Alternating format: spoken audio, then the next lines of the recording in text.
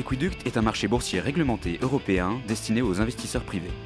Equiduct permet de tirer parti de la nouvelle concurrence entre les bourses en garantissant aux investisseurs l'exécution de leurs ordres au meilleur prix, toutes plateformes confondues.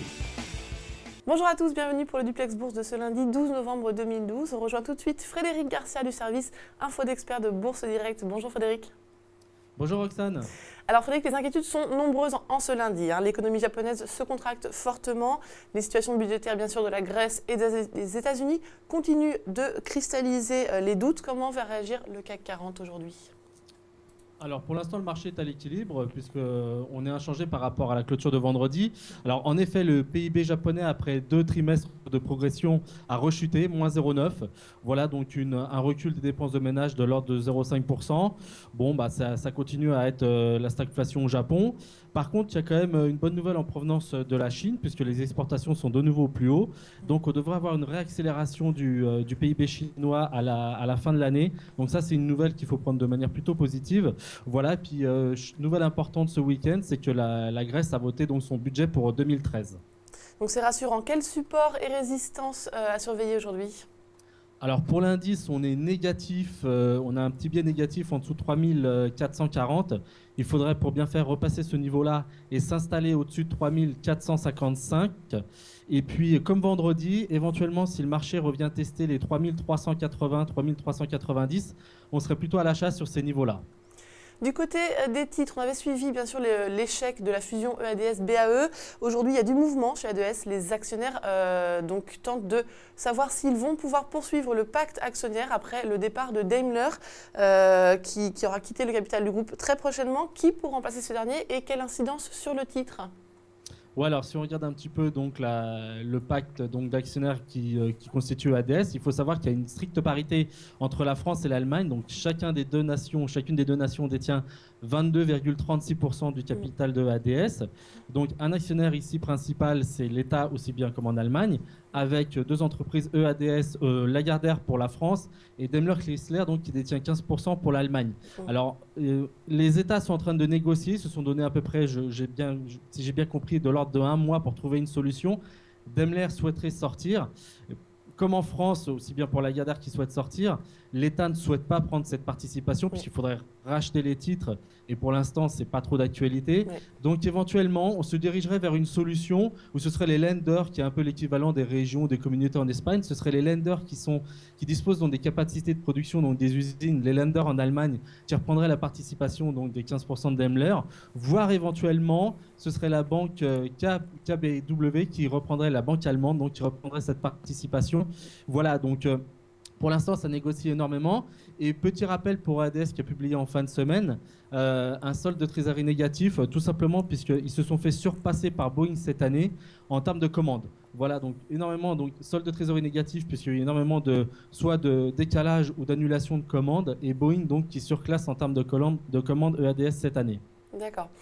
Du côté des secteurs, c'est plutôt le secteur bancaire qui est à la traîne aujourd'hui. Les bancaires sont toutes mal orientés en cette matinée de lundi.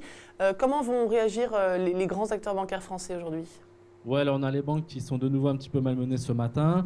Bon, c'est pas trop méchant. Ce qu'il faut voir, c'est qu'on a eu la publication des 3 grandes banques en fin de semaine dernière. Donc on a eu la BNP qui a rassuré, on a eu la Société Générale, c'était conforme, et on a eu le Crédit Agricole où c'était pas bon, puisque l'épisode grec a énormément pesé dans les comptes.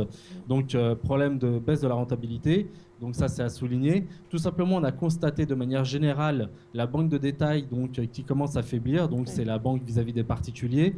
Et il y a aussi un point qui est très important à souligner, c'est qu'en ce qui concerne les banques américaines, donc, le gouvernement décalerait l'obligation de répondre aux obligations de Bâle III qui sont censées être mises en place au 1er janvier 2013. Donc ça créerait un décalage et une défaveur, bien évidemment en fonction des banques américaines, puisque elles n'ont pas ces restrictions, et nous, les banques françaises, comme sûrement les banques européennes, l'auraient.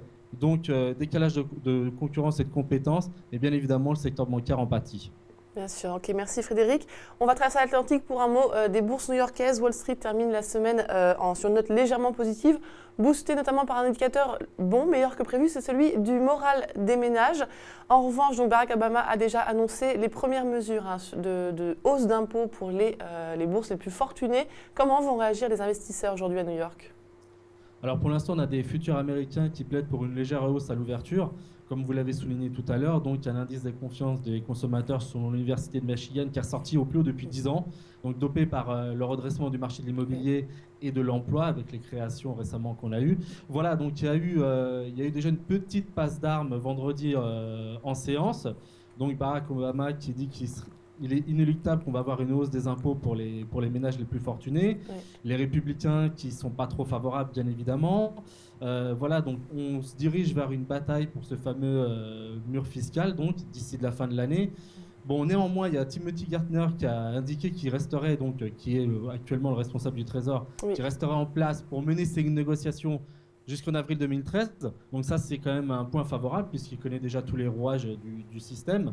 Voilà, donc c'est inéluctable, il va y avoir une bataille. Néanmoins, bon, ils nous ont fait comprendre, alors il y a une intervention importante demain de Barack Obama, que les républicains seraient prêts donc, à négocier, contrairement à la dernière fois, pour obtenir donc, ce décalage sur le budget. C'est impératif, hein, sinon on va avoir des baisses de dépenses et des hausses d'impôts de 600 milliards en début d'année. Donc ça, c'est impératif, il faut trouver une solution. Voilà, donc les deux camps sont plus ou moins prêts à négocier. Donc ça rassure un tout petit peu les marchés pour cet après-midi, notamment à Wall Street.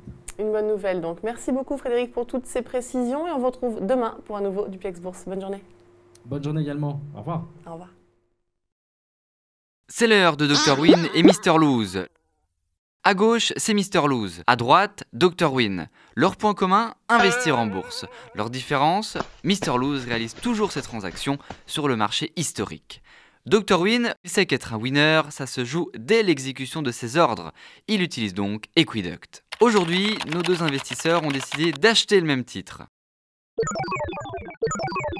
Et c'est la lose pour Mr Lose. Pas de chance, il y avait un meilleur prix ailleurs. C'est tout l'inverse pour Dr Win. Son ordre est exécuté à un meilleur cours que sur le marché historique. Dès l'exécution, il fait une meilleure opération.